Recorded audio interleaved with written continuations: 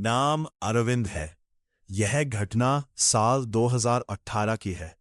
मैं एक सर्वे इंजीनियर था और पहाड़ी इलाकों में सड़क परियोजनाओं का काम देखता था। अक्टूबर का महीना था। मुझे एक दूर दराज के इलाके में भेजा गया था। वहां मोबाइल नेटवर्क मुश्किल से आता था और आसपास घने जंगल थे। स्थानीय लोगों ने मुझे एक अजीब चेतावनी दी थी। साहब, अगर रात में जंगल के बीच 3 रास्ते दिखें तो बीच वाले रास्ते पर मत जाना। मैं हंस पड़ा। क्यों? एक बूढ़े आदमी ने कहा, वो रास्ता इस दुनिया का नहीं है। मुझे उसकी बात मजाक लगी। उस रात मैं अपनी जीप से लौट रहा था। घना कोहरा था। हेडलाइट की रोशनी भी मुश्किल से 10 मीटर आगे जा रही थी। तभी अचानक सड़क 3 हिस्सों में बंट गई। मैं हैरान रह गया। सुबह जब आया था तब तो यहां सिर्फ एक ही सड़क थी। दाएं तरफ टूटी सड़क थी, बाएं तरफ दलदल जैसा इलाका था। बीच वाला रास्ता बिल्कुल नया और साफ दिखाई दे रहा था। बिना ज्यादा सोचे मैं उसी पर मुड़ गया। यही मेरी सबसे बड़ी गलती थी। करीब 15 मिनट बाद मुझे महसूस हुआ कि जंगल बदल चुका है। पेड़ असामान्य रूप से ऊंचे थे। हवा बिल्कुल शांत थी। न पक्षियों की आवाज, न झींगुर, न कोई जानवर। बस एक अजीब सन्नाटा। फिर मैंने घड़ी देखी। रात के 10 बजे थे। कुछ देर बाद फिर देखा। अब भी 10 बजे थे। 1 घंटा गुजर चुका था, लेकिन समय आगे नहीं बढ़ा था। मेरे हाथ कांपने लगे। मैंने जीप मोड़ने की कोशिश की, लेकिन पीछे सड़क गायब थी। अब वहां सिर्फ घना जंगल था। और तभी मुझे पहली बार एहसास हुआ, मैं कहीं गलत जगह आ चुका था। करीब आधे घंटे बाद मुझे दूर रोशनी दिखाई दी। मैं तेजी से उस ओर बढ़ा। वहां एक छोटा सा गांव था, लेकिन गांव बहुत अजीब था। सभी घर पुराने थे। लोग भी पुराने जमाने के कपड़े पहने हुए थे। ऐसा लग रहा था जैसे मैं 100 साल पीछे पहुंच गया हूं। एक आदमी मेरे पास आया। उसकी आंखें पूरी तरह काली थीं। उसने पूछा, नए हो? मैं घबरा गया। हाँ, वो मुस्कुराया। सब नए लोग यही कहते हैं। ये कौन सी जगह है? उसने जवाब दिया, तीसरी दुनिया। मेरे शरीर में सिहरन दौड़ गई। मैंने कहा, मुझे वापस जाओ। यहां से कोई वापस नहीं जाता। उस रात मुझे एक पुराने घर में ठहराया गया, लेकिन आधी रात को मेरी नींद खुल गई। खिड़की के बाहर दर्जनों लोग खड़े थे। वे मुझे घूर रहे थे। एक भी इंसान पलक नहीं झपका रहा था। मैंने खिड़की बंद कर दी, लेकिन कुछ सेकंड बाद ठक ठक ठक दरवाजे पर दस्तक शुरू हो गई। मैंने नहीं खोला। सुबह तक दस्तक चलती रही। अगले दिन मैंने गांव से भागने की कोशिश की, लेकिन हर रास्ता घूमकर उसी गांव में लौट आता था। मैं कई दिनों तक कोशिश करता रहा, या शायद कई महीने। यहां समय समझ में नहीं आता था। कभी सूरज 3 दिन तक नहीं डूबता, कभी रात हफ्तों तक रहती। एक दिन मुझे गांव के सबसे पुराने मकान में ले जाया गया। वहां दीवारों पर सैकड़ों तस्वीरें लगी थी। मैं तस्वीरें देखते देखते अचानक जम गया। एक फोटो में मैं खुद था। वही चेहरा, वही कपड़े, लेकिन तस्वीर के नीचे तारीख लिखी थी, 1947। मेरे पैरों तले जमीन खिसक गई। फिर दूसरी तस्वीर, 1912। उसमें भी मैं था। फिर तीसरी, 1871। उसमें भी। ऐसा कैसे हो सकता था? तभी पीछे से एक आवाज आई, क्योंकि तुम पहले भी यहां आ चुके हो। मैंने पलटकर देखा। वही बूढ़ा आदमी खड़ा था। उसने कहा, ये जगह उन लोगों को पकड़ लेती है जो इसके रास्ते में आ जाते हैं। तुम हर युग में यहां फंसते हो, फिर भूल जाते हो। कई समय बाद मुझे पता चला कि ये गांव इंसानों का नहीं था। ये उन आत्माओं की दुनिया थी जो समय के बीच फंस गई थी। न पूरी तरह जीवित, न पूरी तरह मृत। एक तीसरी दुनिया। वहां के लोग असल में लोग नहीं थे। वे यादें थी, पुराने समय के टुकड़े, अधूरी जिंदगियां जो कभी खत्म नहीं हुई। रात को मैंने देखा कि गांव के लोग अपने असली रूप में बदल रहे थे। उनके चेहरे पिघलने लगे, आंखें गायब हो गईं, शरीर धुएं में बदलने लगे और वे सब मेरी ओर बढ़ने लगे। मैं पूरी ताकत से भागा। भागते भागते मुझे वही 3 रास्ते दिखाई दिए। बीच वाला रास्ता चमक रहा था, लेकिन इस बार मैं बाएं मुड़ गया, जैसा उस बूढ़े ने कहा था। अचानक तेज रोशनी हुई और मैं बेहोश हो गया। जब मेरी आंख खुली तो मैं अस्पताल में था। डॉक्टरों ने बताया कि मुझे जंगल में बेहोश पाया गया था। मेरी जीप एक खाई के पास खड़ी थी। मैंने राहत की सांस ली। मैं वापस आ चुका था। लेकिन फिर डॉक्टर ने एक बात कही, आप 3 दिन से लापता थे। मैं चौंक गया, क्योंकि मुझे वहां कम से कम कई महीने बिताने का एहसास था। मैं घर लौट आया। सब कुछ सामान्य लग रहा था। लेकिन कुछ दिन बाद एक अजीब बात हुई। मेरी घड़ी रोज रात 10 बजे रुक जाती थी, ठीक उसी समय जब मैं उस रास्ते पर गया था। और एक रात खिड़की के बाहर मुझे वही गांव दिखाई दिया। कोहरे के बीच दूर खड़े लोग, काली आंखें, और उनमें से एक आदमी मुस्कुरा रहा था। वो धीरे धीरे बोला, तुम वापस आ गए हो, लेकिन रास्ता अभी भी खुला है। उस रात के बाद से जब भी घना कोहरा होता है, मुझे दूर कहीं 3 रास्ते दिखाई देते हैं। और कभी कभी ऐसा लगता है कि कोई मुझे वापस बुला रहा है, उस तीसरी दुनिया में, जहां शायद मैं आज भी कहीं फंसा हुआ हूं। उस घटना के बाद मैं सामान्य जीवन जीने की कोशिश करने लगा। लेकिन सच कहूं तो मैं कभी सामान्य नहीं हो पाया। रात को आंख बंद करते ही वही गांव दिखाई देता, वही सुनसान गलियां, वही पुराने घर और वही काली आंखों वाले लोग। धीरे धीरे मुझे महसूस होने लगा कि कोई मुझे देख रहा है। जहां भी जाता, ऐसा लगता जैसे किसी की निगाहें मेरा पीछा कर रही हो। एक दिन मैंने अपने पुराने बैग की सफाई की। तभी मुझे एक चीज मिली। वह एक पुरानी तस्वीर थी। मैंने उसे पहले कभी नहीं देखा था। तस्वीर में मैं खड़ा था। मेरे साथ 5 और लोग थे। सबके चेहरे अजीब थे और पीछे वही गांव दिखाई दे रहा था। लेकिन तस्वीर के पीछे लिखी तारीख देखकर मेरे होश उड़ गए। 17 जून 1963, जबकि मेरा जन्म 1992 में हुआ था। मेरे हाथ कांपने लगे। मैंने तस्वीर तुरंत जला दी।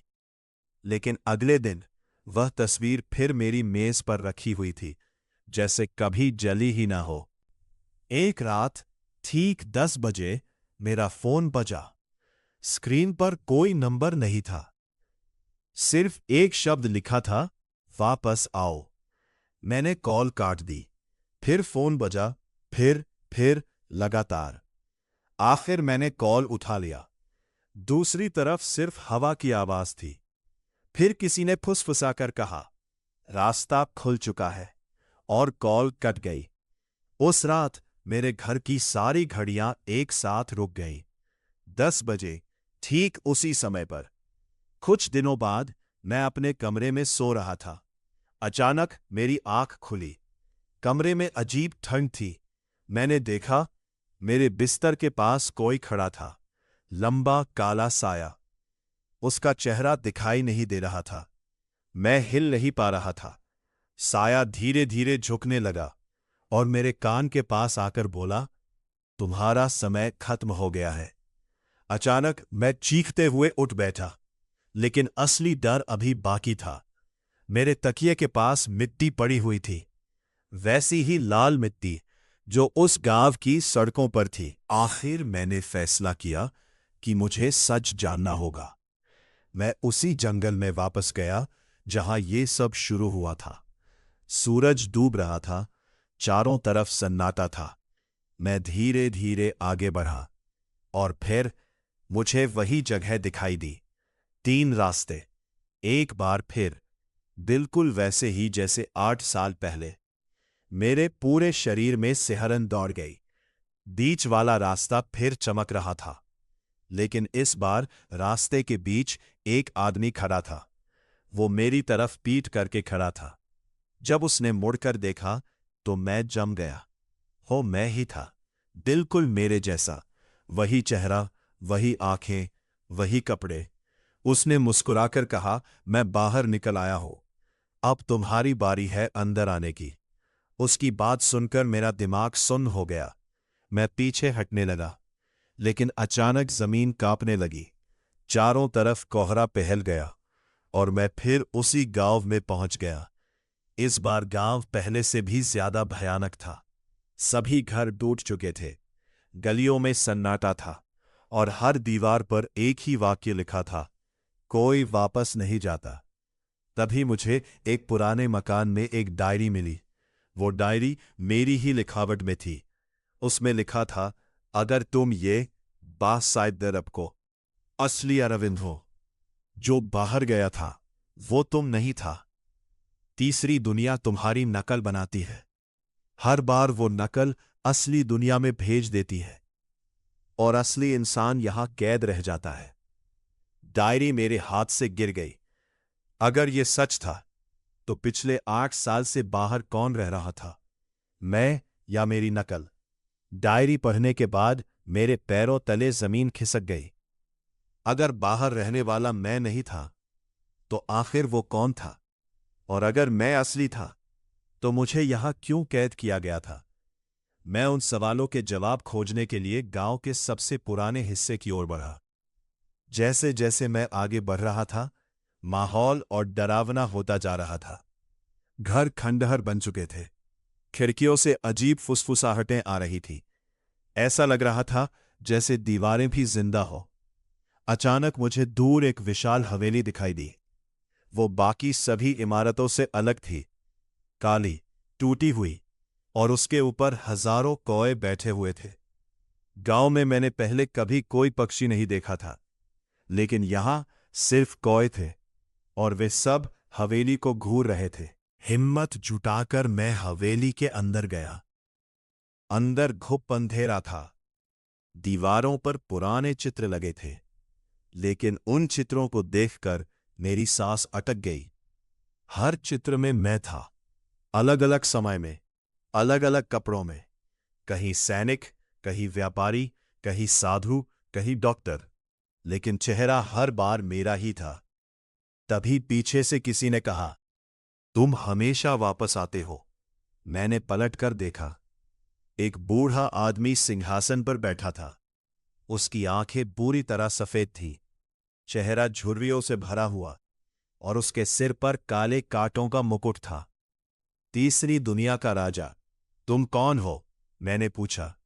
वो मुस्कुराया, मैं इस जगह का रक्षक हूं। लोग मुझे राजा कहते हैं। और तुम मेरे सबसे पुराने कैदी हो। मेरे शरीर में सिहरन दौड़ गई। मैं यहां क्यों हूं? राजा धीरे धीरे खड़ा हुआ। सैकड़ों साल पहले तुमने एक दरवाजा खोला था, एक ऐसा दरवाजा जिसे कभी नहीं खोलना चाहिए था। तब से तुम्हारी आत्मा इस दुनिया से बंध गई। मैंने गुस्से में कहा, मैंने ऐसा कुछ नहीं किया। राजा हंस पड़ा, इस जीवन में नहीं, लेकिन पहले किया था। बंद कमरा एल तहखाने में ले गया। वहां लोहे का एक विशाल दरवाजा था। उस पर अजीब चिन्ह बने हुए थे। दरवाजे के पीछे से किसी के चिल्लाने की आवाज आ रही थी। राजा बोला, यही सबकी शुरुआत है। यही वो चीज कैद है जिसने तीसरी दुनिया बनाई, और वही तुम्हें बार बार यहां खींच लाती है। मैंने धीरे से दरवाजे की दरार में झांका, और जो देखा उसे देखकर मेरी चीख निकल गई। अंदर हजारों लोग थे। सभी के चेहरे मेरे जैसे थे। हजारों अरविंद। कुछ रो रहे थे, कुछ दीवारों पर सिर मार रहे थे, कुछ पागल हो चुके थे, और सभी एक साथ चिल्ला रहे थे, दरवाजा मत खोलना। सबसे बड़ा रहस्य, मैं पीछे हट गया। दिल इतनी तेजी से धड़क रहा था कि सांस लेना मुश्किल हो रहा था। तभी राजा बोला, हर बार तुम यहां आते हो, हर बार दरवाजा खोलते हो, और हर बार तीसरी दुनिया और शक्तिशाली हो जाती है। लेकिन इस बार तुम्हारे पास एक मौका है। या तो दरवाजा हमेशा के लिए बंद कर दो, या फिर पूरी दुनिया को इस अंधेरे में डूबते देखो। उसी समय पूरा गांव कांपने लगा। आसमान लाल हो गया। धरती से अजीब आवाजें आने लगी और कुछ हवेली की बाहर दीवारों में निकलने की कोशिश कर रहा था, कुछ ऐसा जो सदियों से कैद था। मैंने कांपते हाथों से उस विशाल दरवाजे की ओर देखा, और तभी दरवाजे के पीछे से एक आवाज आई, अरविंद, मैं असली हूं। मेरे कदम वहीं रुक गए, क्योंकि वो आवाज मेरी अपनी थी। लोहे के उस विशाल दरवाजे के सामने मैं खड़ा था। पूरा तहखाना कांप रहा था। छत से मिट्टी गिर रही थी। हवा में अजीब फुसफुसाहटें गूंज रही थी, और दरवाजे के पीछे से लगातार वही आवाज आ रही थी, अरविंद, मुझे बाहर निकालो। वो आवाज बिल्कुल मेरी जैसी थी। एक पल के लिए मुझे लगा कि शायद सचमुच अंदर कोई असली अरविंद कैद है। लेकिन तभी राजा ने मेरा हाथ पकड़ लिया। उसकी पकड़ बर्फ जैसी ठंडी थी। ध्यान से सुनो, उसने कहा, ये जगह तुम्हारे मन से खेलती है। जो आवाज तुम सुन रहे हो वो तुम्हें धोखा देने के लिए है। मैं कुछ समझ नहीं पा रहा था। आखिर सच क्या था? दरवाजा खुल गया। अचानक एक जोरदार धमाका हुआ। लोहे की जंजीरें टूट गई। दरवाजा धीरे धीरे अपने आप खुलने लगा। अंदर से काला धुआं निकलने लगा, इतना घना कि सामने कुछ दिखाई नहीं दे रहा था। उभरी, लंबी, दुबली और इंसान जैसी। जब वो पूरी तरह सामने आई तो मेरा खून जम गया, क्योंकि वो मैं ही था। लेकिन उसकी आंखें पूरी तरह काली थीं, चेहरे पर अजीब मुस्कान थी, और उसकी त्वचा राख जैसी सफेद थी। वो मुस्कुराया। आखिरकार मैं आजाद हो गया। अंधेरे का यात्री राजा पीछे हट गया। पहली बार उसके चेहरे पर डर दिखाई दे रहा था। ये वही है, राजा फुसफुसाया, जिसने तीसरी दुनिया बनाई। मैं चौंक गया। लेकिन ये तो मेरी तरह दिखता है। राजा बोला, ये तुम्हारी तरह नहीं दिखता, तुम इसकी तरह दिखते हो। मेरी सांस रुक गई। राजा ने बताया कि सदियों पहले एक यात्री दुनियाओं के बीच का रास्ता खोज रहा था। वो समय और मृत्यु के रहस्यों को जानना चाहता था, लेकिन उसने एक ऐसी शक्ति को छू लिया जो इंसानों के लिए नहीं थी। धीरे धीरे वो अंधेरे में बदल गया, और फिर उसने तीसरी दुनिया बना दी। एक ऐसी जगह जो दुनियाओं के बीच फंसी हुई थी। गांव का सच अचानक मुझे सब समझ आने लगा। वो गांव, वहां के लोग, वही तस्वीरें, सब उसी की रचना थे। वो लोगों की यादों से नकली दुनिया बनाता था। जो भी वहां आता, धीरे धीरे अपनी पहचान खो देता। इसीलिए मुझे हर जगह अपना चेहरा दिखाई देता था। आखिरी पीछा अंधेरे वाला अरविंद धीरे धीरे मेरी ओर बढ़ने लगा। उसके हर कदम के साथ जमीन काली होती जा रही थी। जहां उसका पैर पड़ता वहां घास सूख जाती, दीवारें टूट जाती, हवा भारी हो जाती। मैं भागने लगा। वो मेरे पीछे था। पूरा गांव में चारों तरफ बिखर रहा था। घर गिर रहे थे, गलियां गायब हो रही थीं, और आसमान में एक विशाल काला भंवर बन रहा था। राजा चिल्लाया, अगर इसे रोका नहीं गया तो यह तुम्हारी दुनिया में पहुंच जाएगा। आखिरी उम्मीद भागते भागते मैं गांव के बीच बने पुराने कुएं तक पहुंचा। वहीं मुझे एक पत्थर दिखाई दिया। उस पर कुछ शब्द लिखे थे, जिसने दरवाजा खोला वही उसे बंद करेगा। अचानक मेरी यादों में अजीब दृश्य चमकने लगे, मानो किसी और जीवन की यादें हो। मैंने देखा एक प्राचीन मंदिर, एक रहस्यमयी द्वार, और मैं उसे खोल रहा था। राजा सच कह रहा था। किसी पुराने समय में मुझसे एक भयानक गलती हुई थी, और शायद अब उसे ठीक करने का समय आ गया था। अंत की शुरुआत। अंधेरे वाला अरविंद अब मेरे सामने खड़ा था। तुम मुझे रोक नहीं सकते। मैं हमेशा लौट आता हूं। लेकिन इस बार मैं नहीं डरा। मैंने कुएं के पास बने पत्थर पर हाथ रखा। तुरंत पूरे गांव में तेज सफेद रोशनी फैल गई। अंधेरे वाला अरविंद पहली बार चीखा। उसकी आवाज पूरे आसमान में गूंज उठी और फिर तीसरी दुनिया टूटने लगी। लेकिन उसी क्षण मुझे महसूस हुआ कि इसकी एक बहुत बड़ी कीमत होगी, ऐसी कीमत जो शायद मुझे हमेशा के लिए चुकानी पड़े। सफेद रोशनी पूरे गांव में फैल चुकी थी। चारों तरफ चीखें गूंज रही थीं।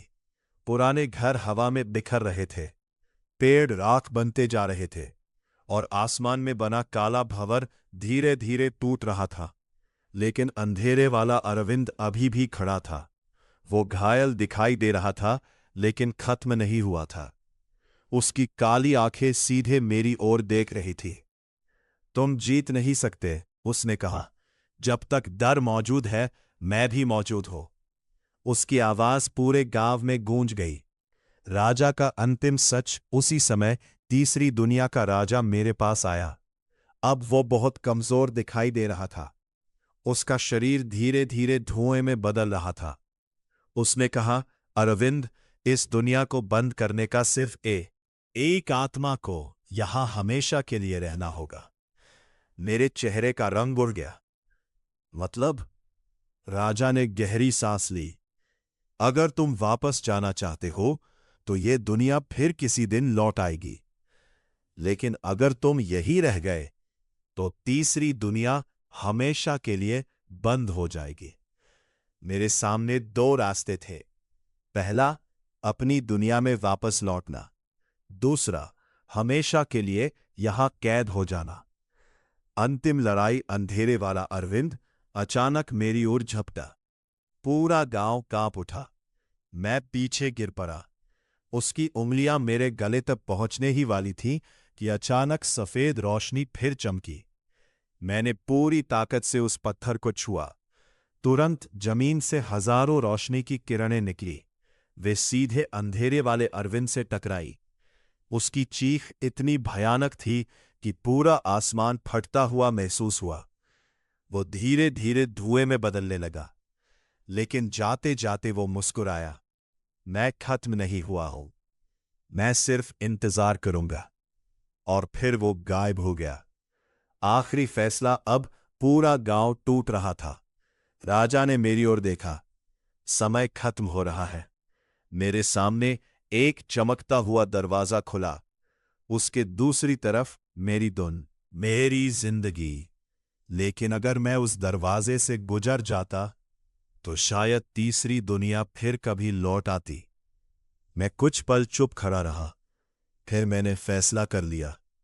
मैंने धीरे से कहा, इस गलती की शुरुआत मैंने की थी, तो इसका अंत भी मैं ही करूंगा। राजा की आंखों में पहली बार सम्मान दिखाई दिया। दरवाजा बंद हो गया। मैंने वापस जाने वाले दरवाजे को छोड़ दिया और गांव के बीच जाकर खड़ा हो गया। जैसे ही मैंने ऐसा किया, पूरा भंवर सिकुड़ने लगा। आसमान साफ होने लगा। टूटे हुए घर गायब होने लगे और धीरे धीरे तीसरी दुनिया अंधेरे में समाने लगी। आखिरी बार मैंने उस चमकते दरवाजे को देखा, फिर वो भी बंद हो गया, हमेशा के लिए। एक साल बाद, साल 2019, कुछ ट्रैकर्स उसी जंगल से गुजर रहे थे। उनमें से एक युवक को एक पुरानी डायरी मिली, धूल और मिट्टी से ढकी हुई।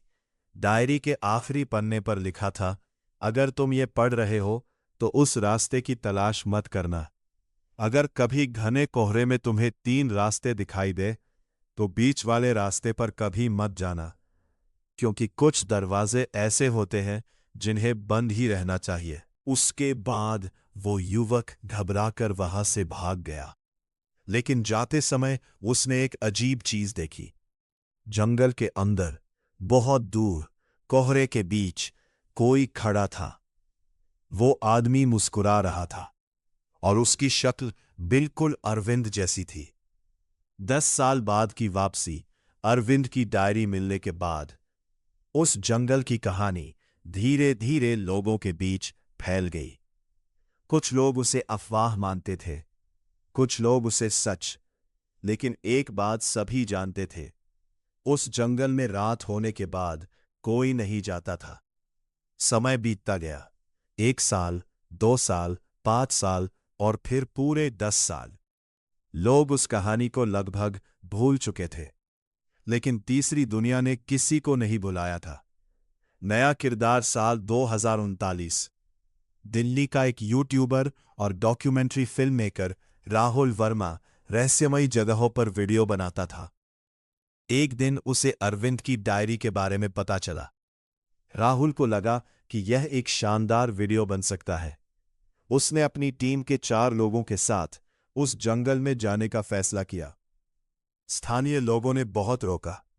एक बूढ़े व्यक्ति ने कहा, बेटा, वीडियो के लिए सब जगह जाना ठीक नहीं होता।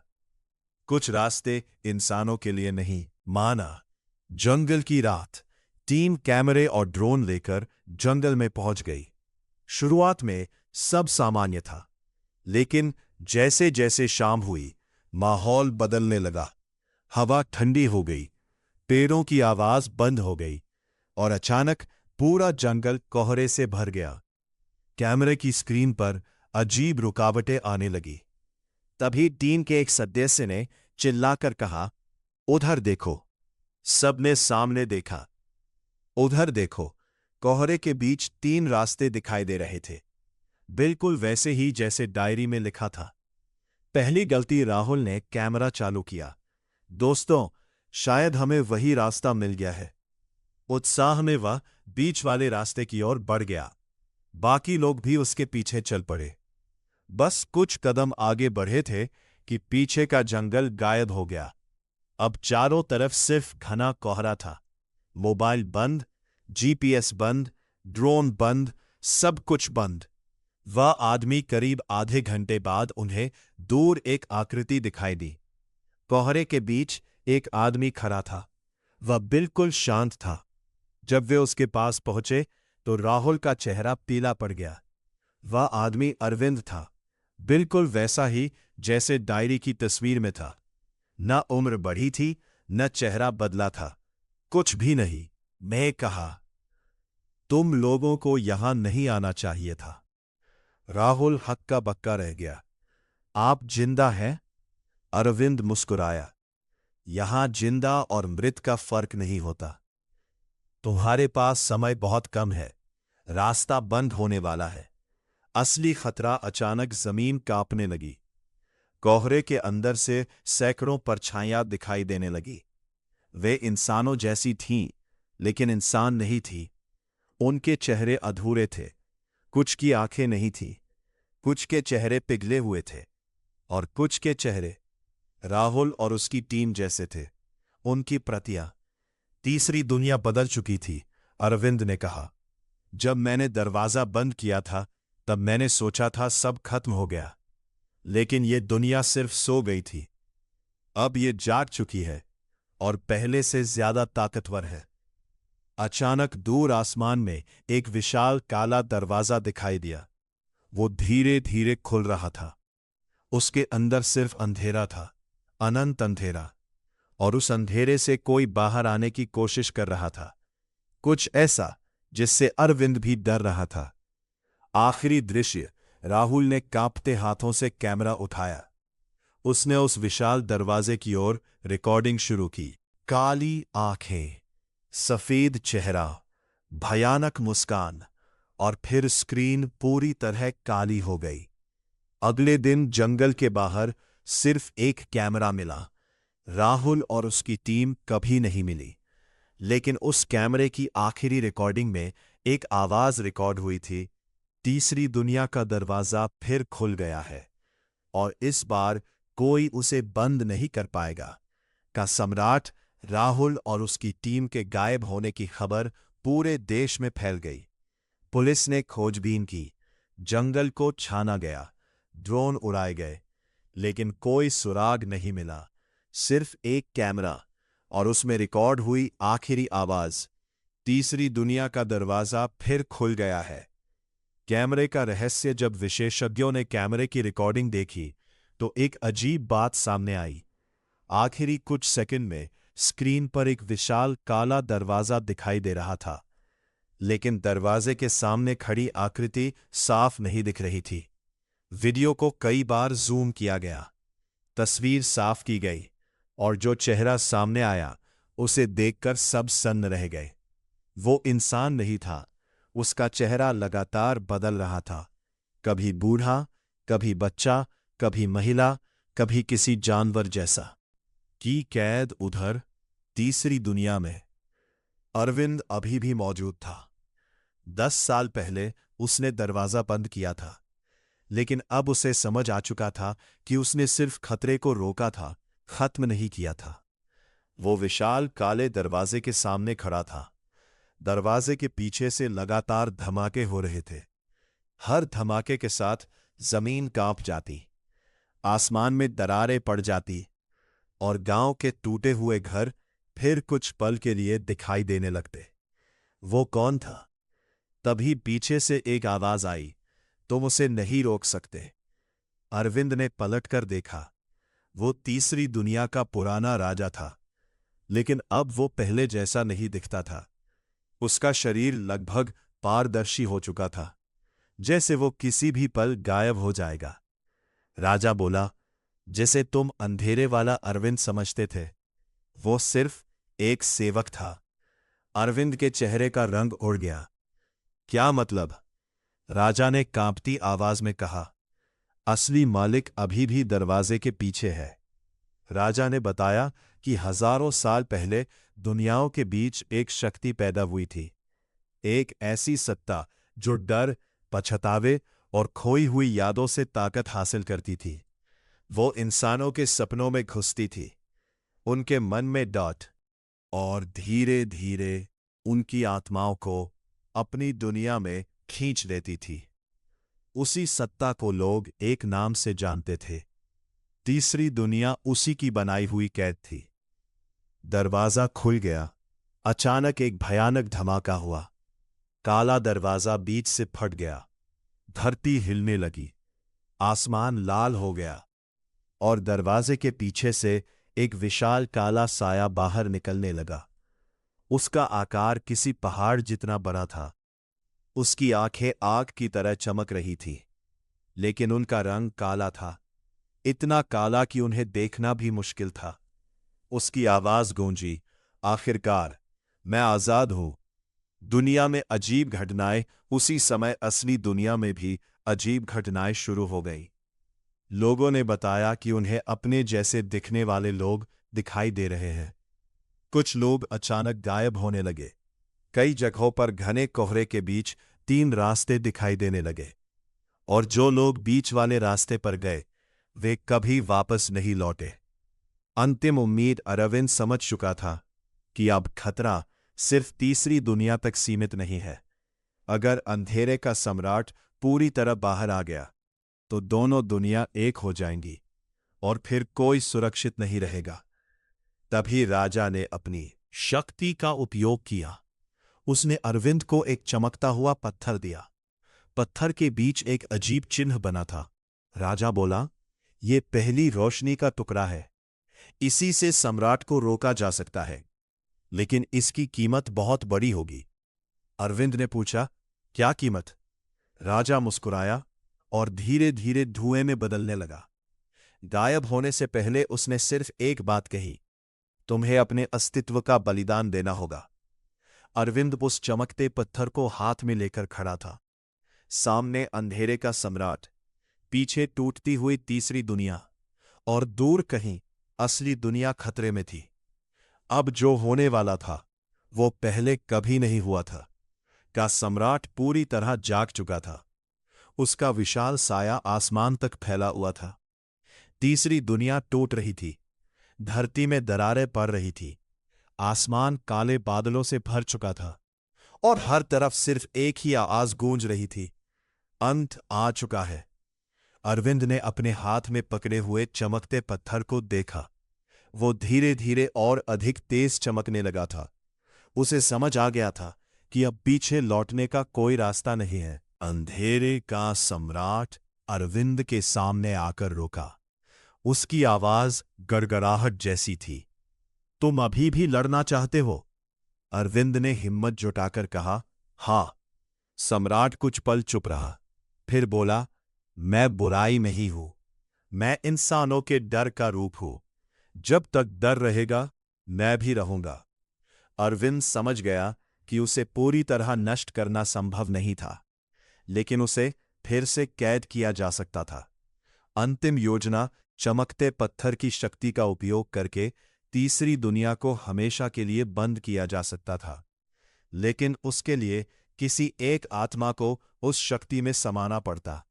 यही कीमत थी। यानी जो यह करेगा, उसका अस्तित्व हमेशा के लिए मिट जाएगा। न कोई नाम, न कोई याद, न कोई पहचान। आखिरी लड़ाई। सम्राट ने अपना विशाल हाथ उठाया। पूरा आसमान कांप उठा। अरविंद दौड़ पड़ा।